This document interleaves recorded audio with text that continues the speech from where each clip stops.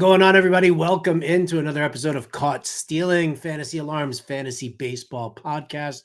I'm Howard Bender. With me, of course, Colby Conway. What's up, Colby? How things going? We're getting closer, right? Super Bowl's almost here. We can put the NFL in our rearview mirror, get more focused on baseball. Or are you just all sort of locked in? Have you been locked in on baseball since the Texans lost? That's exactly what I was going to say. That's probably the moment that I was out. There was a bleep or a brief blip back on the football radar when the Texans got their offensive coordinator. But yeah, I'm ready to put the yards per route run and all of that stuff to bed and start talking hard hit rates, barrel rates, ground ball rates, whiff rates. I'm ready to put those football metrics aside for a couple months and dive into some baseball stuff. I'm psyched to dive into the metrics aspect of it, right? I haven't subscribed to the next gen stats and and a lot of the stuff that they're using for fantasy football because it's so matchup based. Like pitching, hitting, like different story, right? It's one pitcher against one hitter, and yeah, there are different situations that arise, but it's not the same as like dealing with like coverage matchups and things like that. So it's a little bit more. It's easier for me to dive, to trust the metrics and to trust the numbers with what it is, because it's a limited number of variables, believe it or not, in comparison to football. So I'm psyched. I was popping out the fan graphs earlier, right? I mean, it's been far too long since I've jumped in on that. MLB draft guide gonna drop the day after the Super Bowl. So those of you guys who don't realize that, you can zap this QR code right here. If you don't have a subscription or a copy of the draft guide, zap that QR code right there. Take that week free trial. You could even do that now. Take it for a 7-day free trial. See what the draft guide looks like. Start reading some of Colby Conway's capsules, and then see what happens. See where you want to go there. We are also running a fantastic promo. Fantasyalarm.com/big game.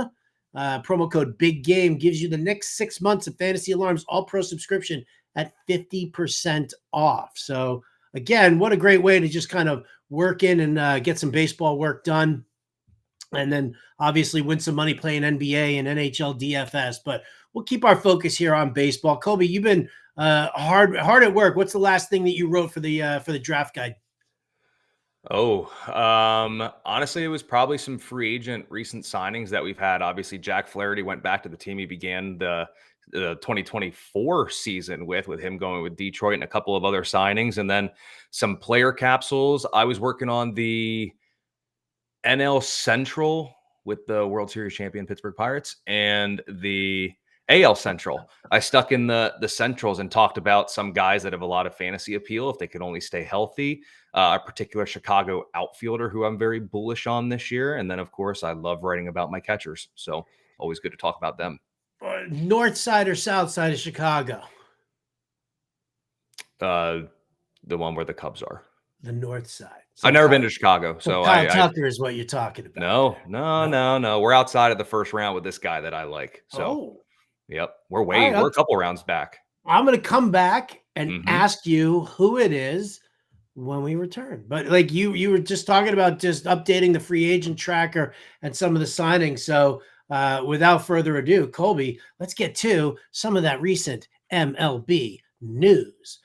You should start like singing some sort of a song, Colby, or do some like finger guns or something like that, some sound effects, so that we get a little bit more professional than just the MLB news thing. I can't do finger guns. I get fined. So. Oh, all right. Well, what about finger gun sounds? Let's try this again. Ready? Let's go in and look at some MLB news. Pew, pew, pew, pew, pew, pew. Perfect. You brought up Jack Flaherty. We gotta get to Jack Flaherty because I mean, listen, I think that it's what was it? It was a 2-year, $35 million deal. Huge deal. Now, Flaherty looked great last year in comparison to the year before. He threw for like 140 innings or something like that. Had some good numbers. Last year, he comes out, he throws 166 innings. Strikeout rate is up. Walks are down. He looks like the old Jack Flaherty that we saw, 6-7 years ago, where he had back-to-back good seasons and then he got hurt. So I guess the question is this Jack Flaherty? Is this the Jack Flaherty that we can expect? What'd you write up here about him in Detroit? Yeah, I mean, his fantasy value is going to be at his highest in Detroit. I like the park for him. But ultimately, at the end of the day with Flaherty, there's no questioning the skills. There's no questioning the park. There's no questioning the role. The question is, how many times is he actually going to get out there and toe the rubber? That's what it comes down to. You're basically going to have to draft him looking at ADP if you're in like 15 team leagues, probably your SP3, maybe very high end SP4 if you load it up on pitching early and you just can't help yourself. But it's a risky pick. Like you said, he threw 162 innings in the regular season last year. It's the most he's thrown in the last half decade. He's got a great curve that can miss bats. But again, if he's not out there, he doesn't help your fantasy team. Him sitting on the some fantasies have it like the IL spot or whatever it ends up being. He doesn't help you down there. For me, when it comes to pitching, I try to be as risk averse as possible, which nowadays seems literally impossible to be risk averse with pitchers because they all get hurt anyway. Right. But there is so much risk with Jack Flaherty just staying out there. He's just as likely to throw 180 innings this year as he is to throw about 75. But I feel like we're in that realm anyway, right? Like, I mean, first and foremost, like how many pitchers are even throwing 150 innings these days? Well, true. Right. So you're looking at less innings for a lot of these guys. But yeah, I mean, I you say SP4.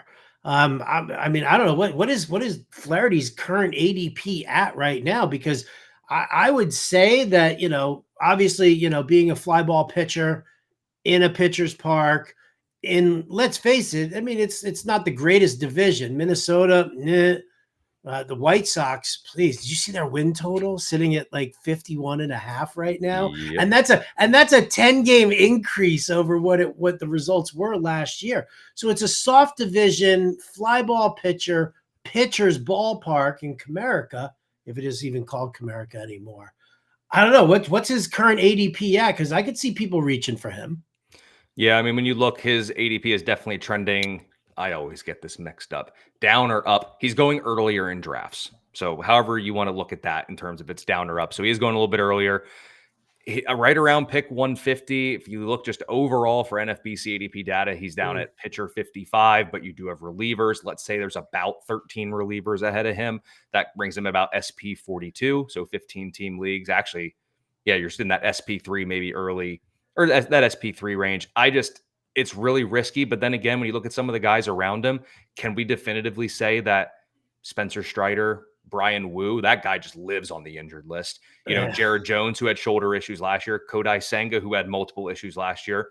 None of those guys I'm exactly rock solid in terms of their availability either. So he's falling in that range that I'm probably going to be avoiding in drafts, where honestly, I'm just scared to death to click their name. I love the talent, but I'm not signing up for that investment in the top 150 picks overall.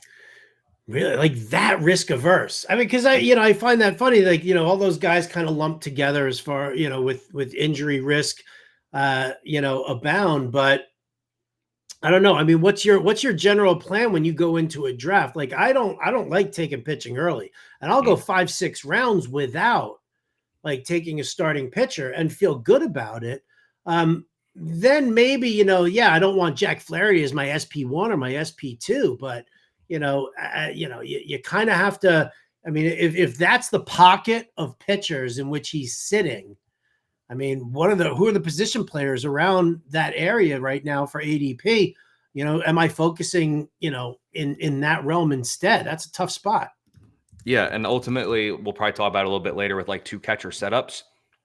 I will probably have my second catcher drafted before I get my second starter. I love attacking catchers early in 2 catcher setups. I know we'll get there a little bit later, but outside of guys like Jack Flaherty at the same price point, a couple of picks earlier is that Chicago outfielder that I'm very bullish on this year. He's right around there, but you also got guys like Dylan Cruz, Steven Kwan, Anthony Volpe, Francisco Alvarez, Jason Dominguez. So there are some intriguing guys around Flaherty. It's not quite the dead zone like in fantasy football with like the dead zone for running backs. It's not quite like that for Flaherty. Like, I totally understand if someone wants to attack that realm and that range of pitchers, but for me, I probably won't be looking there. There's some other guys a little bit later that I'll based on the way that I like the way my teams are built, I'm not going to be in a position where I'll be drafting a guy like Flaherty at that time. Is it Pete Crow Armstrong? Is that your boy? I can't confirm. No. Deny. Confirm or deny it. Pete Crow Armstrong is your boy? Hitting at the bottom of that Cubs lineup? Yep. Why? Yep. I'm ready. I'm ready to be burned. Really? I don't know. We go into every season and I get a guy and I get fixated on the guy. It did not work last year. I got a stronger feeling this year with my guy for the year. So I'm looking forward to it. See, that happens to me too. Usually, like I'm a huge sucker for power hitting third baseman, rookie third base power hitters. Right. And I mean, we all have a type. We all have a type. We do have a type, right? We all over the years. I mean, I'll rattle off. I mean, obviously, I had Adrian Beltre his rookie campaign, Eric Chavez from the A's back in the day. I might be going a little too far back for you, Colby. Stop me if you don't recognize the name Hank Blaylock. Oh, I remember him. Right. So Garrett Atkins. I mean, my league, Colorado. My league used to roll like it was a blind bid auction for this league, and they knew that no matter what, I was going to end up overspending on a rookie third baseman. It finally got to the point. I think we were probably like 6 or 7 years in where I started to like just bring my bid down on the player, right? And then of course, I ended up like losing the guy. And then the following year I like overbid, but like, that's my type. Why is PCA your type? Because I'm power hitting third baseman, good, solid bats. That's what you want from your hot corner. I need to know why I'm PCA before we continue with the news. Yeah. I mean, there's some concerns with the bat. I totally understand his batting average could be a little bit skeptical this year, but he's so good defensively. He's got a leash in there, and the 9-hole hitter is your second leadoff guy. So if he's going to get on base, they're going to let him run. He's going to be on base for when that top of the order comes around. It's windy enough out there. I'm trying not to be too bullish. I'm trying to not be too bullish. I don't believe he's a 20 home run hitter this year. We're not saying that, but on a ceiling, 1530, 1535. Like, he's going to run rampant. If he can get some walks, he's going to be on there. He even had 10 home runs last season, but man, so good in the second half. The strikeouts came down. Still some concerns with the OBP, but like I said, I guess I'm a sucker for smaller left-handed hitting outfielders playing in windy cities. So I like PCA ceiling of like 1530 this year, but honestly, I think his floor is about 1020 or 1025 because he's not coming out of that lineup. He's too darn good with the glove. I was recording a Front Office Insights podcast with Jim Bowden. We were talking about the Chicago Cubs, and I asked him about PCA a little bit, just in the sense of, can he still produce, for like a decent value, even if he's hitting at the bottom of the order. And then I think I threw out the question of what happens, could he move up? Like, do you see him as like a potential leadoff hitter? And I think Jim turned around and he said that I think he heard that Craig Counsell was asked that exact same question. And Counsell's response was, my gut says no. Yeah. I mean, his OBP doesn't exactly lend itself to a leadoff hitter of sorts in terms of just, I believe like over the last 63 games, it was barely above 300, maybe around like 310, which is not what you want from a leadoff guy, but there's enough talent in there. And like I said, he's going to have such a long leash because he's so good defensively. And again, listen, the 9-hole hitter is not your worst hitter. The 8-hole hitter is your worst spot in the lineup. That's where I hit. So that's why I hit too. So he's down at 9. He'll be on base for those guys at the top of the order. He's in for a big year, and his ADP is right around Flaherty. So that's another reason why I'm probably not. I'm looking right now. I want to see this ADP mark here for him. Where is he? Pete Crow Armstrong coming in at 146.4, right around Jason Dominguez, Brandon Nimmo. Oh, Dylan Cruz. There you go. I could be a sucker for that rookie love right there. It certainly isn't going to be Nick Castellanos. That's not who I'm going to push off and do that. Okay, so Pete Crow Armstrong, risky on Jack Flaherty. I would take a shot on Jack Flaherty at that spot. Jorge Polanco signs a 1-year deal, $7.75 million contract with the Mariners. Did you happen to write him up? I did not. I believe Henry Wilson got that one. But I mean, here's the thing with Polanco. It's very interesting. Seattle's just very interesting. And you can interpret that however you want to. The team needs offensive help, and they just decided to bring back a guy from the team last year who missed a lot of time with a knee injury. I believe multiple stints on the IL with that knee injury. But last year, batting average dipped crazy low. Still is going to give you about 12 to 16 home runs and a handful of stolen bases. If he's a little bit healthier, he could flirt with 20 this year. But his StatCast metrics, a lot of blue on there. Not quite for me. He's just a guy that I think if you need power, he's going to be some cheap power for you in drafts. I don't think he's going to be a guy that you're happy to select in drafts. It's going to be like, you're going to try to sell yourself on it by like, yeah, my team needs a little bit of pop. And Polanco gives me half decent pop for a second base position. So yeah, I think I can talk myself into that one. And then you're going to pick it and be like, I don't really feel really good about that one. But there's not even a guarantee he plays 130 games this year. He's on the wrong side of 30. And it's just the knee issues from last year are a little concerning. So would you rather him or, let's say, Ha-Seong Kim, who just signed with the Rays? Now, word on the street is that Kim is going to miss all of the month of April with the shoulder. Would you still lean towards him, stash him away? 100%. 100% with Kim. I like the Tampa Bay lineup outside of Seattle. It's Julio Rodriguez and a bunch of nothing. So even if Kim gets a late start to the year, there's enough that he can do. And I think he's good enough to avoid any sort of odd platoon stuff that Tampa Bay wants to do because he's such a good defender. So yeah, give me Ha-Seong Kim with Junior Caminero, Josh Lowe, and some of those other guys in there. And I wrote about it in the free agent tracker. I said verbatim, even with a late start to the season, Kim could still exceed 25 homers plus stolen bases this year, hit somewhere around 245, making him a nice value at ADP, especially in leagues that value OBP. So, and again, 25 combined home runs plus stolen bases, not a 2025 guy. You guys should definitely check out the free agent tracker. It's over there at fantasyalarm.com. It is 100% free. Go check it out. Full write-ups there from Colby, Conway, and Henry Wilson on every free agent signing around the way. Now, other news that we've had, obviously, with certain things going on, was looking at the Padres there with Xander Bogaerts shifting back to shortstop full-time, which is, nice. Welcome back there, Xander, though we'd like the dual eligibility. Jake Cronenworth, club's starting second baseman now. He's going to lock in.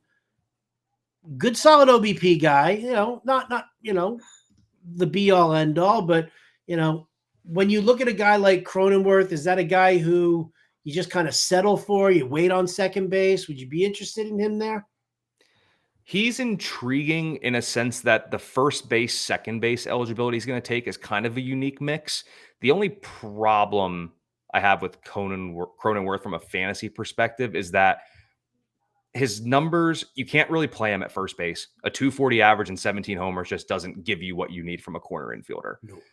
Then again, is going 15-5 with a 240 average all that great for a second baseman either? He's more of kind of a jack of all trades, master of none type. Now he's going to get regular at bats. He has a very good feel for the strike zone, solid walk rate. So he's going to be better in OBP leagues than leagues that just traditionally value batting average.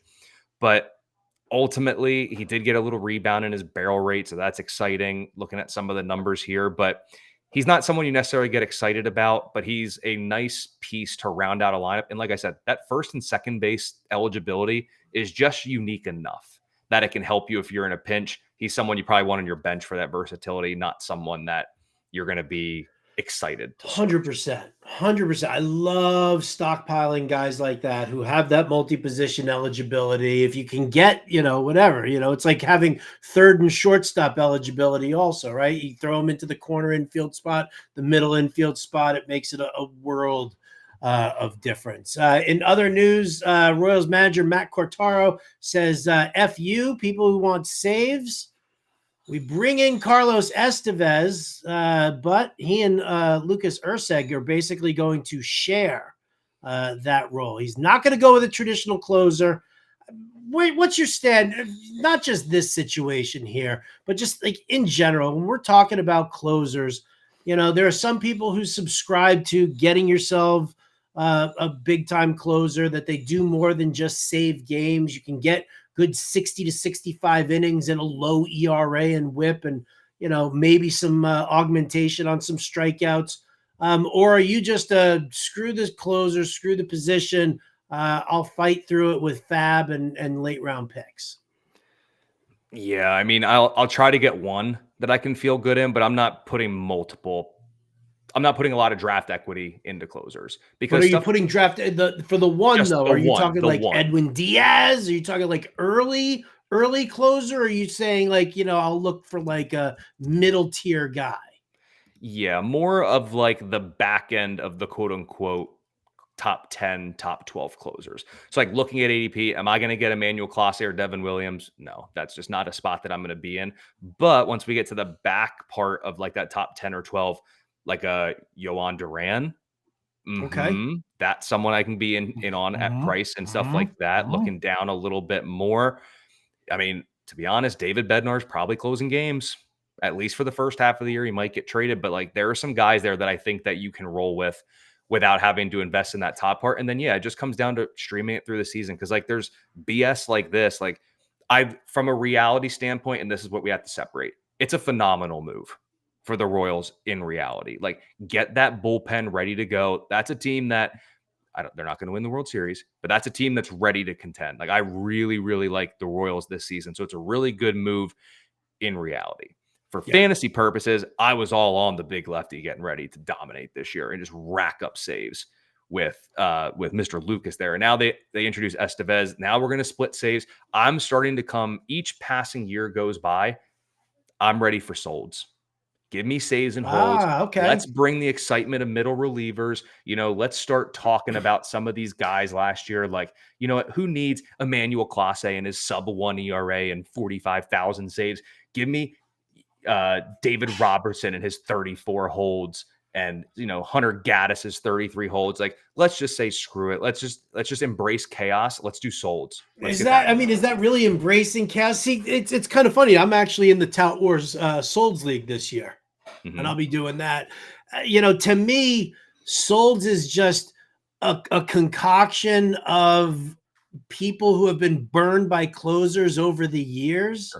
Like the biggest proponent of Solds is Ray Flowers, right? Mhm. Like, I mean, Ray Flowers has been talking about Solds over and over and over again. For those of you who don't know, Ray Flowers we used to work together here at Fantasy Alarm. He's now over at Fantasy Guru doing his thing there, but he's still preaching Solds over and over again. To me, it's like, all right, so you don't want to invest in the closer position. You don't want to deal with the saves, but you're diluting the player pool.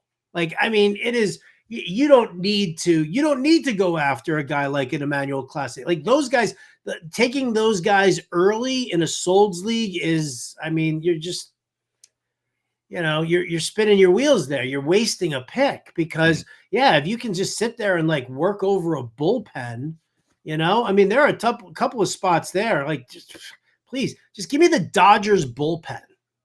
Right? I mean, I don't even need to have Tanner Scott at the top end of that. You just take the middle relief guys because those starters are only going 5 innings. They dominate the shit out of things. And then the middle relievers guys, they come in, they grab a hold here, they grab a hold there, as long as the offense is hitting. So I don't know. I mean, I love it, right? I mean, I just love taking that aspect there that I don't have to worry about the 6th round closer. I could sit there and like find some good position players there for it. So I'm totally into it. But I also think that it's kind of a sneaky bullshit move there by people that were just like, my holds, my saves, and my closer, you get hurt, and such a volatile position. Deal with it. Yeah, I mean, there's definitely an element that it makes more players available. So at that point, the high end guys aren't worth it because at that point, what's the difference of Clase getting, if all else is equal, Clase getting 40 saves and Hunter Gaddis getting 35 holds and 5 saves? There's no difference. If the strikeouts are the same, they won't be the same. But if strikeouts and ERA are the same, it makes in there. The other argument I guess you go is it wouldn't work for fantasy baseball, but you'd basically draft team bullpens. But then you're just Oh, everyone's just yeah. going to go for the good guys. That isn't really going to work. So I love the concept of solds. Plus, I just think it's a unique-ish twist on things just to give it a slightly different look. Totally get the point of it. It dilutes the player pool. And I was, in my head, I started going, well, what if we made saves more points than holds? And I was like, it wouldn't matter because I wouldn't play in that effing league anyway. So it doesn't matter. Like, so screw the whole points thing. It doesn't even matter. But yeah, I mean, something has to give with the reliever position. And it's either going to be we have to adjust, or reality managers in reality of actual ball clubs have to pick a dedicated closer, and that's just not going to happen for all of the teams. So I guess it's on us to adjust. Oh, look at me drafting all those luscious names like Joel Payamps and Jeremiah Estrada, Ben Brown. Super solid on the solds aspect. Listen, you know what? Listen, I love it actually because to me again, it makes it easier. I can put my focus elsewhere. And and listen, I'm just coming off of like Tout Wars AL only, which is like horrifying. This is going to be an actual breath of fresh air. So I'll take whatever I can get. No doubt about it. All right. Well, you know what? Because you just started to crap on points leagues again. So you know what? Let's turn things around here. Let's jump into a quick little, league style. Can I call this a strategy session? Pew pew pew pew. Maybe you could. But let's kind of dive into it here. Colby, you wanted to talk about two catcher leagues. You mentioned it earlier in the show. And I'll ask you flat out. I won't give you my opinion of two catcher leagues at all because I don't want to taint your opinion either way. Let's get the fresh look from you. Colby, two catcher leagues, yay or nay? 1,000% yay. We need it. Tell us why. We need more of it. Well, first and foremost, let's get whenever, we talk about fantasy football and it's something good happens about a Texans player, everyone throws my homerism out right away. So let's just get this first one out. Former catcher, bias to the position. So there is that element of it. They are one of the 9 dudes on the field. They do have statistical numbers that they produce. This is not the equivalent of drafting kickers in fantasy football. Catchers are more than that. They do the same elements that the other 8 dudes do on the field, maybe minus the pitcher. So there is an art, I think, to attacking catchers, especially in 2 catcher formats. When you get to the TGFBI 15-team leagues, 2 catcher setups, 30 teams, 30 catchers. That is what you're looking at. When it comes to 2 catcher leagues, I am adamant on getting your 2 guys early. Last year, Adley Rutschman, William Contreras. Each 2 catcher league I went in, I just said, I think it was the 4th or 5th round. I had the 1st or 15th pick, one of them, so I was right at the wheel. Double tap catcher, be done with it. There is such an art to the catcher position. Only 7 guys had 20 home runs last year. Not many hit for a very good average. And there's little statistical advantages that you can get with the catcher position as you go on. Like looking at it from last year, William Contreras had 9 bags. Connor Wong was a guy I wrote up in the draft guide I thought could go 10-10 at the position. He didn't. He just missed it. But he was potentially in the mix. And there's other guys in there that are producing and helping you when you take the Jake Cronenworth or Jorge Polanco as your second baseman and you get that measly 15-5, you get somebody, maybe you have a William Contreras who gives you elite numbers, and those 9 steals from last year pump up your numbers a little bit. So ultimately, there are advantages you can get, and you can, I don't want to say take advantage of the league, but if you can identify the catchers that come at a good value, you can set your team up better. And when it gets to 1 catcher, everybody just waits and punts it, and the top guys become less of an advantage to your team. I think there's an art and a true managerial sense in 2 catcher leagues. So I'm all in on those. I think you're freaking crazy, dude. I hear you. Hate 2 catcher leagues. Oh my God. Like maybe there was a time where it was advantageous to have a guy like a Mike Piazza, a Pudge Rodriguez, am I floating back towards the steroid era where everybody was hitting the crap out of the ball? Yeah, maybe, possibly. But my God, Colby, this position is just atrocious. Nope.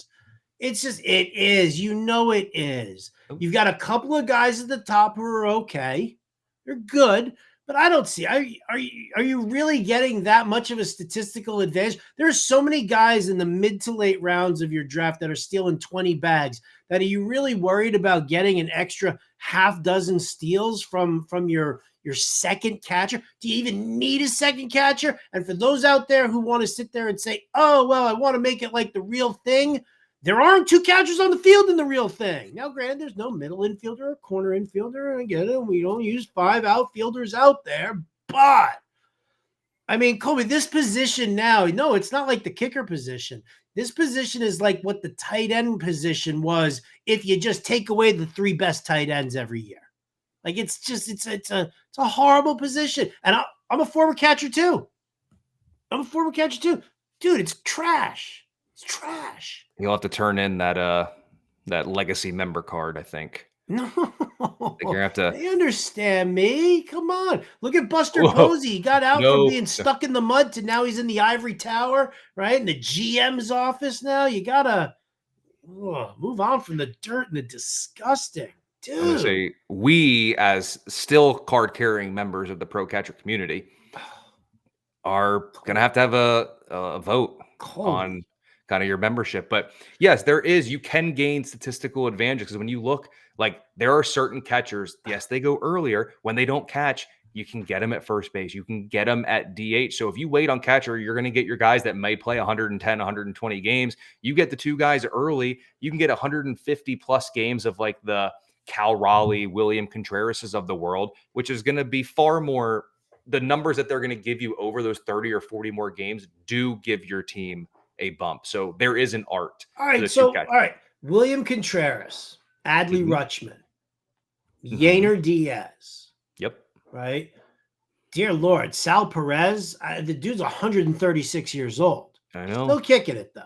He is. Cal Raleigh, power only. It's empty and he sucks on your batting average. Right. Like just wastes away there. Will Smith, who just never seems to be able to get over the hump. Right. Wilson Contreras. I'd rather have Wilson Phillips. Logan O'Hoppe. No. Even JT Realmuto's not giving you any kind of a statistical advantage now. So right now, I mean, that's the top 10 catchers that I'm like rolling through here. You're not getting any kind of yes, if you're taking William Contreras and Adley Rutschman and your opposition is sitting with Keibert Ruiz and Connor Wong, yeah, okay, you've got an advantage there. But I mean, who are the players who are going right around where right in between Contreras and Rutschman? Overall, that's 32 and 63. So let's just take a quick gander here. There's about 17 closers. So that they're out. Here. But Garrett Crochet, Corbin Burns, Corey Seager, Pete Alonso, Wyatt Langford, O'Neill Cruz. Shit, MVP. Jose Altuve, if that dude gets outfield eligibility, granted, it's like, he's older than dirt, but Ozzie Albies, James Wood, CJ Abrams, Kyle Schwarber, like you're passing on all of that just to get the extra catcher? Come on. Really? Yep. Contreras is the ADP. It is a little bit high, like looking at, depending what the filters you have set at. 15 team leagues, probably a second, maybe early third if you are, I'll say, kind of lucky there. So even if you don't look at Contreras, like I don't think it's crazy to come back rounds 4 or 5 and just double tap it with Diaz and Rutschman, or maybe even Rutschman Perez if you wait a little bit there. Sal Perez, catcher first base, I don't care about. The eligibility with catcher doesn't really matter because those guys, you're all going to play a catcher anyway. That's just kind of how it's going to be. But yeah, I think there's definitely a path to gaining an advantage for your team into catcher setups. If you do double tap it early, get yourself 2 of the top 5 or 6. I think it sets you up better. Just from builds in past years, a couple I've done this year, I think it sets up really, really nicely, and you can avoid a lot of the question marks later on and start having to I kind of need a couple of steals. I'm a little bit low, and then you take a Connor Wong type. I like to just eliminate the confusion, get my 2 studs early on, and then maybe if you probably don't need to draft a third, but if you do, you can take an upside. Oh my goodness, really? Now you're going to tell me to draft a third catcher? You're going to double tap the position way too high, and then you're going to add a third. You're going to take up a bench spot now? I mean, probably not, but later on, if you get super late in the draft, like get TGFBI, Waving the 15 white teams, you have flag. I so many surrender. I things. surrender. This is Listen, terrible. I'm a Terrible. proud member of the catcher, the card carrying catcher community, the 4 C's, Colby, Conway, make it 6 C's right there. So I am I'm all for it. I think you can double tap it early if you feel inclined to get a third, you can. You don't really need it, especially to begin the year. But double tap it early, I do think you get an advantage because if you can get one of the studs, get 145, 150 games out of them because they can get at bats at other positions, it just sets you up better, especially in roto season. Man, I'm going to need to see this in full effect here. I I really am, because I mean it's kind of funny, right? Like you're of that ilk. For me, back in the day, it was like I'll do that with closers, right? Third and fourth round, I'll be like, boom, boom, double tap closers. And then I'll take, and I'll wait on the starting pitching because I know what these elite closers are going to do for me, advantage wise, for pitching categories and stuff. So I'm going to need to see, we're going to have to put this into effect in some mock drafts and just see, like, I need to see what your builds really genuinely look like. Mm-hmm. When doing that, because I think that's it's an obvious strategy that you're very firm with, you're very believing in it. Mm-hmm. I applaud your conviction. I hate your strategy, but I applaud your conviction. And you're talking to a guy here who got criticized by everybody for overspending on Adley Rutschman last year.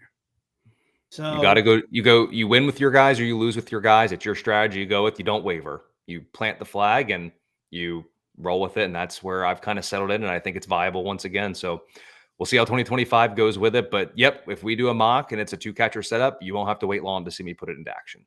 All right. Well, there you go. We're gonna hold Colby to this one here. 100%. Definitely need to see what's going on and how that actually like spills out. Other things that we kind of wanted to talk about here in the realm of the strategy session. I didn't get it this time, Colby. Come on. Yeah. Where is it? One more. We're seeing you. You're almost beatboxing there.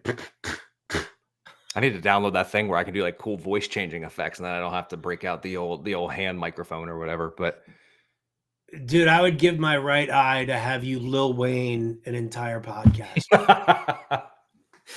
I can't say a lot of that. That would be a baller move. I would dig that. All right. So, when Colby and we sit there, we talk about what we're going to talk about with the next show, whatever. And I say, all right, I put some stuff in the show doc and, we should talk about this. And then there were 2 strategy items that you had suggested that we do talk about. And since, I just crapped on your 2-catcher league notion here. Don't even give me that look. Don't even give me that look. I didn't say a word. Let's talk about a couple of things here that you like to do as far as researching goes with that. Number 1, let's talk about rookie hype. Let's talk about buying into it. Let's talk about not buying into it. Like this is a big one. And you used to do this podcast with Sells, who's like Mr. Rookie, like Mr. Dynasty. Aiden Gall is going to be doing our prospect work this year, and he's already, I've looked over his top 300 in that realm. I get it. It's not a value thing. Like, are you anti-rookie, or are you case by case basis and you kind of fall into it a little bit? It's a little bit of case by case, and a lot of times it comes down to just kind of the player and the talent per se, or kind of what they project at the big league level, but also it's price. Like, I think some of the allure from fantasy football with rookies spills into fantasy baseball, and you have to consider those guys literally come from college and can step in to be the number 1 on their team when it comes to fantasy football, depending on their position or certain elements like that. We have dudes who were drafted that sit in the minors for 4 years before they come up to the big leagues. And then when they come up, it is a totally different game going from minor league pitching to major league pitching. So I don't necessarily think it's a 1-to-1 comparison in terms of like, well, Justin Jefferson came in and dominated the league, so why can't player A come in and dominate. Like, yes, Paul Skeens just did that. So now he's going to basically just ruin it for all the rookies this year who are going to come up. Like Jackson Jobe, he better be peak Jackson Jobe right away. And it's like, there's an adjustment that happens. And with these hitters coming into play, like we saw it last year, Wyatt Langford, I remember in the Discord, they wanted to drop him 2 months into the season. I'm like, no, no, no, no, no. You picked him where you picked him. You're stuck. You cannot take the sunk cost and give him up for pennies on the dollar. And what do you do in the second half? Much better. Yeah. You know, guys like Jackson Churio and Jackson Merrill, guys like that produce really well. That isn't the case for everybody. My guy last year in every single draft that I was going with, and it's all about accountability. I was wrong. Henry Davis. Oh, yeah. Well, I mean, I kind of got fish hooked in on Henry Davis also. The second base and catcher and outfield eligibility is like, I mean, it's a huge fish hook. No doubt. But what did we do? We saw that, we got excited, and it's like, oh my gosh, he had X amount of home runs and this many at bats. If we parlay this over 500 at bats, because he has to play every day because Pittsburgh only has 3 players that are worth anything, he's going to hit 30 home runs. And it's like, what about the strikeout rate? What about the whiff rate? Am I just going to forget about all of this stuff? Yeah, damn right I did, and got burned. And that's exactly what happened. So it is a case by case basis. And when you look at some of these guys, like, depending where they're going, I might be out. It's very hard in fantasy baseball to invest going off minor league numbers if we haven't seen it at the major league level. You're going to see some guys that get inflated, and everybody loves the new prospect coming up during the season, and I'm all for it. If you have the spot, do it. But I'm not drafting or dropping guys of value once we get in season for, a lottery ticket with some of these rookies. If you have a spot and you have someone to drop, absolutely. And it comes to in drafts, we just have to be careful. Jackson Jobe isn't Paul Skeens. Right. There are other guys who aren't Wyatt Langford. Like, there are going to be some good prospects that come up this year that are going to hit the ground running. There's going to be other ones like Brooks Lee who come up and struggle or unfortunately get hurt. It is just a part of the game. So you have to be really careful with rookies. I do think the ideology with rookies in fantasy football has spilled over into fantasy baseball. I mean, listen, I think that there's always been an overvaluing of rookies. There's always been, and listen, I think, in all honesty, I'll say it, dynasty leagues have ruined fantasy baseball. I really do, because people get so crazy about it. And I pissed and moaned in our last episode, and you guys can, listen back on there about how I can't stand the trade deadline in dynasty leagues. And it's like, but if you're talking about like just straight up redraft leagues, yeah, I mean, it's a case by case basis for me as well. I think what you have to do, the big problem that we have also though, is that kids get fast tracked way quicker now than they did 10 years ago. Right. Like way quicker now that, that it's, that it can be kind of tough, because now your expectations are over the moon.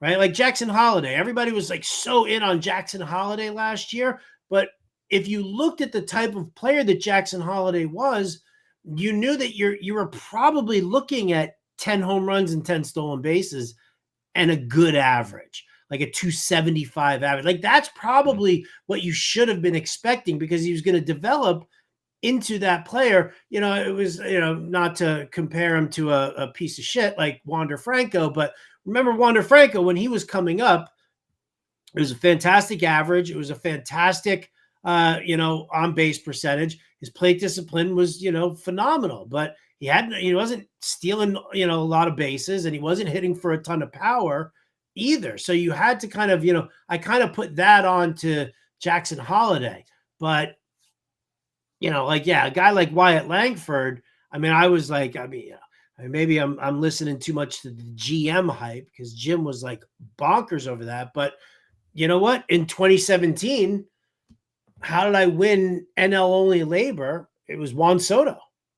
I had a great draft and I was in first, but I put all of my eggs into the Juan Soto basket, and that was phenomenal. So yeah, for every one of those guys, there's probably like 10 that you're going to need to be patient on. But I can't help it sometimes. Not in fantasy baseball. It's like, it's so funny. Like in football, it's not that I'm anti-rookie. In football, you have a role. Yes. right? And that's it. Like that's your job, And in baseball, there are just so many other things because you're thinking about your fielding as well as you're thinking about your work at the plate and stuff like that. I still think though that you can swing for the fences on some rookies, and I feel like you kind of have to. That's what makes it fun for me, at least. Mhm. Maybe it's not the most sensible move, but it's fun. No, I mean the lottery tickets are definitely fun and exciting. I think you're right. You can't, it's a double negative. You can't not do it at all, but you can't do it too much Yes. either. You can't have a full team because eventually what happens if, oh my gosh, you come out of your draft, you have the 5 of the top 8 prospects in baseball, everything looks awesome. They all start the year in the minors. You just have 8 zeros. That's what you have. And you can't even fill a lineup. So that's where you run into some issues. And ultimately, the thing I think I am guilty of it too is we hear so much about these prospects and everybody loves the MLB comp and what they're going to be. They're not that from day one. So like, yes, peak Jackson Holiday, maybe he develops into this, let's just get bullish and say 2020 280 guy. That's not him the first couple of years. He was fast tracked through the minors. He barely, if he even can have a drink yet. Like that's what we have to look at when it's with some of these guys, what their MLB comp is that we get fed. Because I'm guilty of it.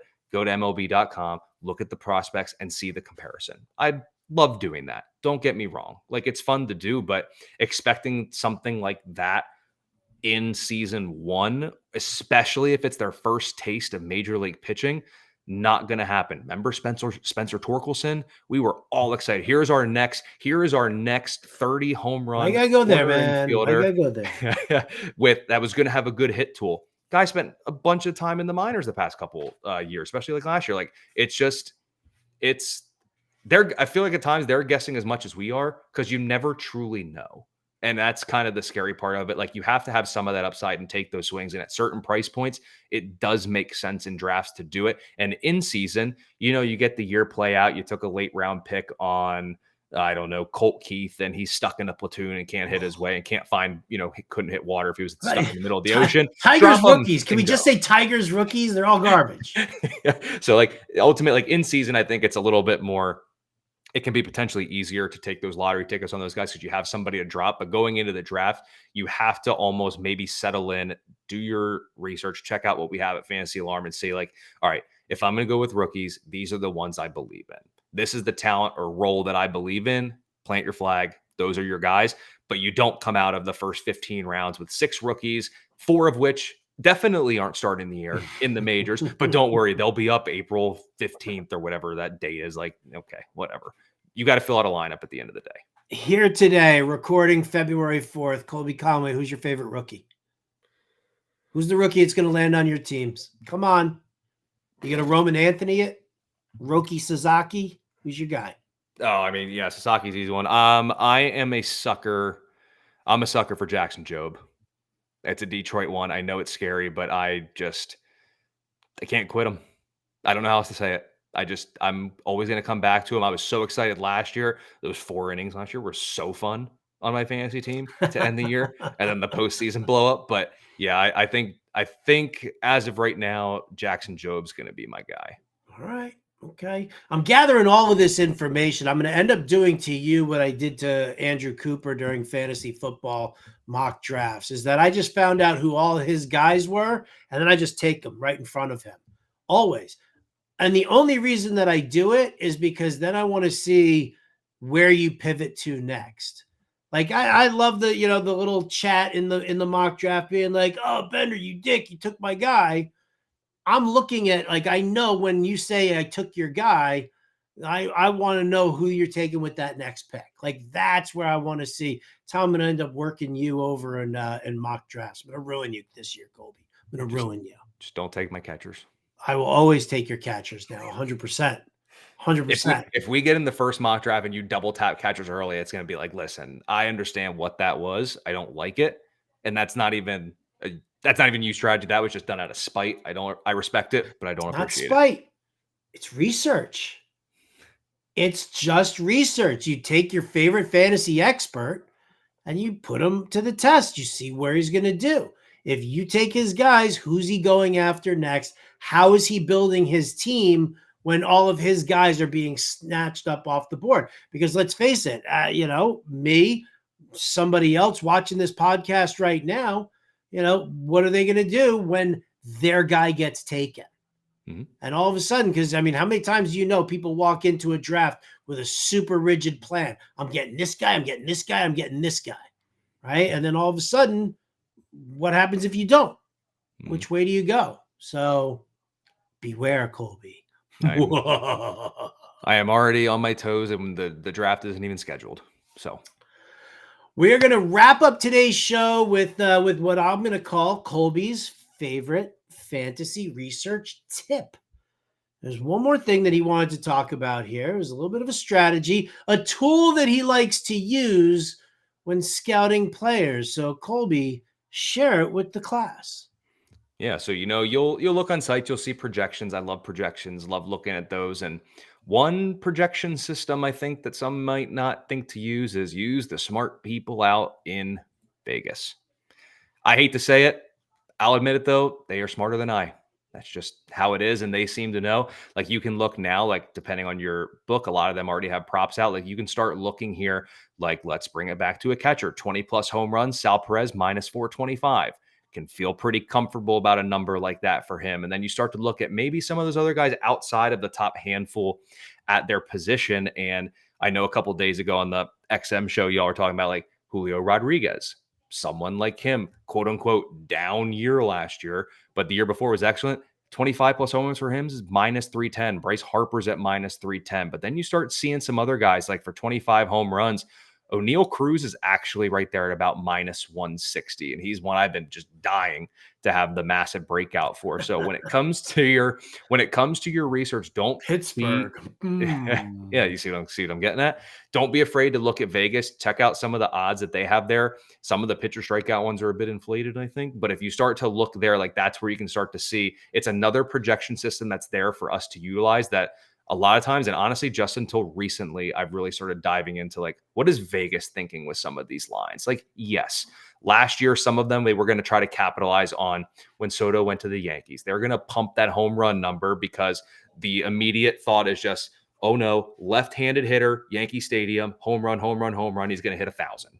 That's just what's going to happen. They can inflate that number a little bit. But for some of those other guys, like, you start getting into, like, the Matt Wallner types in Minnesota. Big time power. You look at him, 20 plus home runs. It's not exactly a plus money bet there for somebody like him. So use Vegas as another projection system that you're looking at, because we all know it and we all kind of hate it, but they know what they're doing and they tend to be pretty darn close with that. So utilize Vegas lines when you're looking at your research and players, and maybe just to validate something that you think of. We all need a little validation every now and again. I feel a Colby Conway research piece coming on here in the off season as he takes his 10 favorite players based off of Vegas season-long totals, right? Mm-hmm. Maybe it's home runs, maybe it's stolen bases, whatever the case may be. I'm sensing that this is a good research piece for you to share with the Fantasy Alarm family. I love it, man. I love it. I think it's a fantastic thing. Listen, I do it every single week when I'm looking at, like, building a DFS lineup for football, right? You think I'm not looking at what Vegas says, Saquon Barkley's rushing prop is? You think I'm not looking at what the receptions prop is for Dallas Goedert? Like, come on. Like, that's good. That's just good business. Yep. So phenomenal tip here from Colby Conway. And it's just good business. So, we'll dive in more on that. And again, thank everybody here for tuning in. We appreciate that.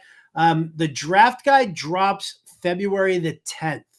Once that draft guide drops, my rankings are going to be out in the wind. I don't even know. Is Colby doing rankings this year? We talked about it. I feel like we talked about it. Maybe we'll see if we can get Colby to do some rankings work. But he's doing all the player capsules. Once that happens, we're gonna dive in and be a lot more player specific. We'll break down each team. We'll break down each position. We'll give you our favorite plays, our biggest fades, everything like that as we move through. Want to shout it out to a Fantasy Alarm member, Adam B., who actually responded to when Colby and I asked last week. We said, what do you guys want to hear on the podcast? So those players between 100 and 200 ADP, Adam, those are coming too. Absolutely. So lots to go with. Colby, thank you so much, as always, for taking the time, for doing everything that you do for Fantasy Alarm family. Do you want to send us off with some words of wisdom, some final words, a Super Bowl prediction? I don't know. What do you got? Super Bowl prediction, I'll go Eagles, the under, and Eagles first quarter money line. That's what you want to look at for that game. And you said the draft guide, February 10th, correct? February 10th. February 10th. That's the date. Mark it there. We'll have everything there. And obviously there will be stuff to be updated, and we'll start diving into some numbers talking here. But, like mentioned in the Discord, we have not one, not two, but about 8 catchers going between picks 100 and 200. So looking forward to talking about that. No. But February 10th, mark your calendars. It'll be a darn good Monday. And again, you guys see the ticker at the bottom here. You got this QR code up here, fantasyalarm.com/big game, promo code big game, 50% off for the next 6 months here for your Fantasy Alarm subscription, which includes draft guides, cheat sheets, all sports, everything you guys are definitely going to need. Thank you all for tuning in. We always appreciate it. Colby, Conway, and I will be back next week. So for now, we'll catch you next time.